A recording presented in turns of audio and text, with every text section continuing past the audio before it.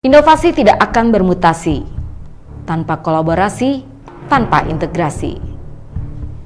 Inovasi hanya akan menjadi ilusi jika tidak dapat dieksekusi. Titik terdalam sebuah prestasi jika ekspresi dari inovasi adalah sebuah solusi. Untuk lebih dalam tentang inovasi, bersama saya Ayu di podcast BBB, Bagaimana Banjarmasin Bekerja.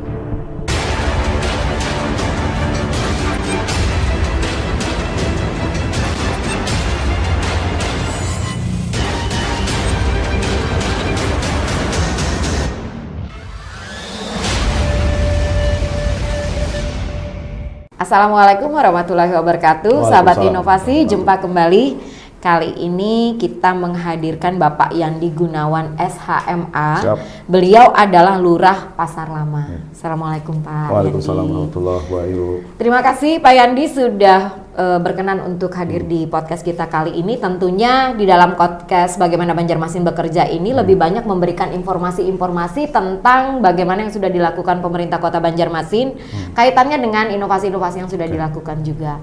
Nah, bisa Bapak ceritakan di sini Pak, untuk Kelurahan Pasar Lama sendiri Pak, sudah ada inovasi apa Pak yang dilaksanakan di sana? Terima kasih Ibu Ayu. Assalamualaikum warahmatullahi wabarakatuh. Kelurahan Pasar Lama saat ini ada inovasi yang sangat kami tonjolkan dan kembangkan yang bernama dimensi hukum, Bu. Ya. Jadi dimensi hukum itu adalah kepanjangannya diskusi, mediasi, dan sosialisasi hukum. Nah, jadi tujuannya dimensi hukum ini yang pertama adalah memudahkan masyarakat Kelurahan Pasar Lama yang kita kenal di situ ada banyak pemukiman kumuh, rawan kejahatan dan lain-lain, memudahkan mereka dalam hal penyelesaian permasalahan hukum. Itu yang pertama. Yang kedua adalah kami ingin menunjang kegiatan di kecamatan yang berupa dari kejaksaan itu ada rumah restoratif justice namanya, Bu. Nah, jadi Rumah restorasi? Restoratif justice namanya. Restoratif justice. Tapi itu khusus pidana. Kalau dimensi hukum itu selain pidana, kami juga penanganan kasus-kasus perdata, kasus-kasus TUN, bahkan kasus-kasus hukum Islam seperti waris dan lain-lain. Munculnya inovasi ini sendiri Pak Yandi dikarenakan apa gitu? Oke. Dimensi hukum itu terbagi tiga. Yang pertama adalah diskusi. Awalnya saya ingin itu konsultasi. Nah, kalau konsultasi itu, Bu, suatu saat saya diganti lurah yang bukan sarjana hukum, dimensi hukum ini kan hilang. Makanya saya ganti dengan diskusi. Nah, yang kedua adalah mediasi. Mediasi ini adalah kasus-kasus yang ada kedua belah pihak yang bersengketa. Yang paling banyak saat ini adalah waris.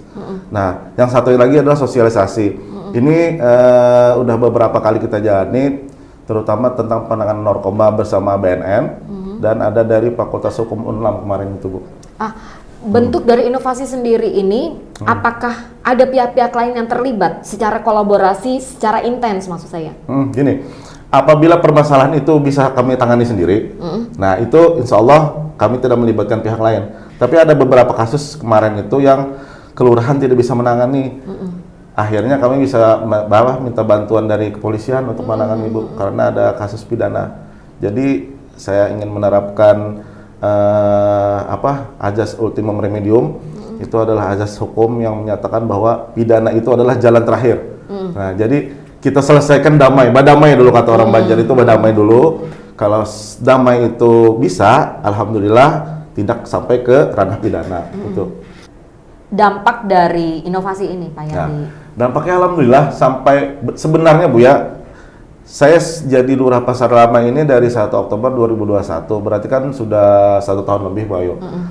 Sebenarnya kalau kita hitung dari awal saya menjabat lurah itu sudah hampir mungkin 30-an kasus yang ada.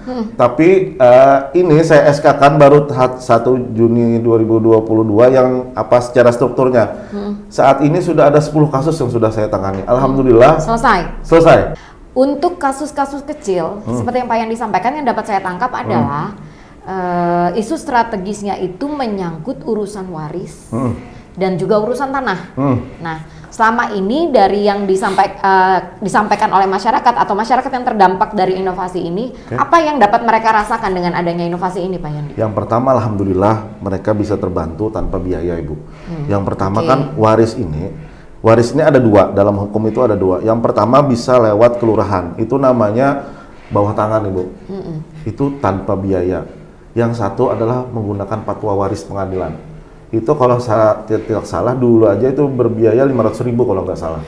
Belum lagi sidang itu kan berapa tahun itu Bu. Yang pertama hemat biaya mereka, dampak yang mereka rasakan.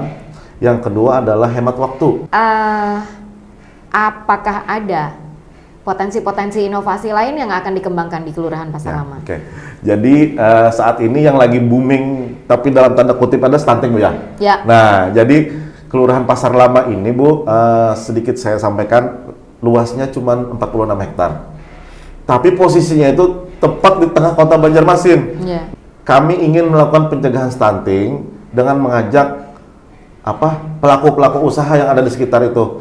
Jadi kemarin itu kalau kami minta uangnya aja, kesannya pungli Bu. Yeah. Nah kemarin saya inovasi, saya sudah himbau langsung datang, contohnya kayak ke BRI, ke D5 Motor, kemarin ke Trio Motor yang ada di memanfaatkan CSR ini artinya? Bukan, kalau CSR tidak. Saya ingin mereka ngumpul, menghimbau ke karyawannya, ngumpul sampah Ibu. Nah sampah yang ada uangnya, bisa diuangkan kayak sampah yang bernilai. Yang pilah sampah nilai. Nah mereka nanti membawa sampahnya itu, kalau tidak dibawa kan saya punya tosa di kantor, itu kami yang datang, itu kami jadikan sedekah sampah, yang hasil uangnya itu untuk beli bubur atau apa buat anak-anak stunting di Posyandu. Pak Yandi terima kasih banyak, Oke, kami sama-sama. tunggu inovasi-inovasi lainnya, dan sahabat inovasi kita cukupkan untuk podcast kali ini. Bagaimana Banjarmasin bekerja? Terus melahirkan inovasi. Terima kasih, Assalamualaikum warahmatullahi wabarakatuh. Salam inovasi.